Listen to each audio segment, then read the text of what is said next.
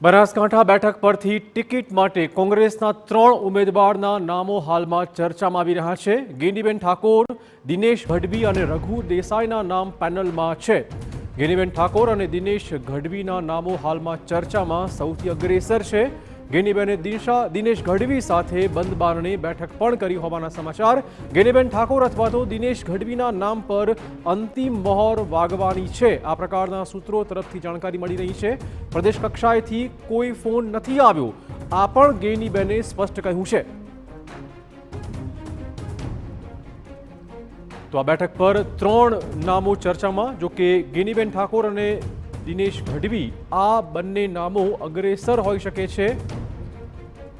Ticket માટે કોંગ્રેસના 3 ઉમેદવારના નામો ચર્ચામાં। સમાચારમાં એ પણ આવ્યું હતું કે ગેનીબેનનું ઠાકોર લગભગ નક્કી છે, પરંતુ ગેનીબેને સ્પષ્ટ કહ્યું છે કે તેમને કોઈનો હજી ફોન આવ્યો નથી। આ મુદ્દે વધુ વાત કરવા જોડાશે અમારા સંવાદદાતા અતુલ। જે રીતે ગેનીબેન અને અન્ય 2 નામોની ચર્ચા છે, બંધ બારણે બેઠક પણ ગેનીબેને કરી છે, કયા પ્રકારની શક્યતાઓ સૂત્રો કહી રહ્યા છે? ચોક્કસ ચિરાગભાઈ, બનાસકાંઠા કોંગ્રેસની જે ઉમેદવારીને લઈને અત્યારે તો બનાસકાંઠામાં 2 નામો ચર્ચામાં આવ્યા છે। વાવ ધારાસભ્ય ગેનીબેન ઠાકોર અને જે કોંગ્રેસના પૂર્વ સાંસદ સભ્ય હતા તેમ ડીકે ગઢવીના પુત્ર દિનેશ ગઢવી, જેઓ પ્રદેશમાં પણ અત્યારે હોદ્દો ધરાવે છે। ત્યારે અત્યારે તો આ બંને નામો ચર્ચામાં છે। ગેનીબેનનું માનવું છે અને તેમને તો પ્રચાર પણ શરૂ કરી દીધો છે કે તેમને પ્રદેશમાંથી પણ અગાઉ કહેવામાં આવ્યું હતું અને ઉમેદવાર તરીકે તેમને પોતાનો પ્રચાર શરૂ કરી દીધો છે, પરંતુ દિનેશ ગઢવીનું માનવું છે કે જો સમીકરણ બદલાય અને ઠાકોરનું સમીકરણ ન બેસે તો તેમને પણ ટિકિટ મળી શકે તેવી શક્યતાઓ છે।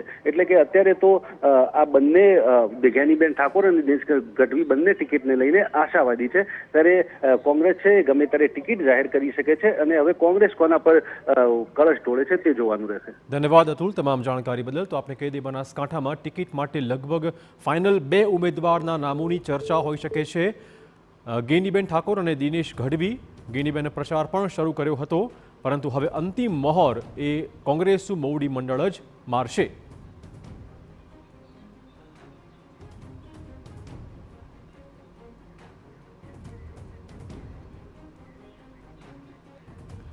અને હવે સમાચાર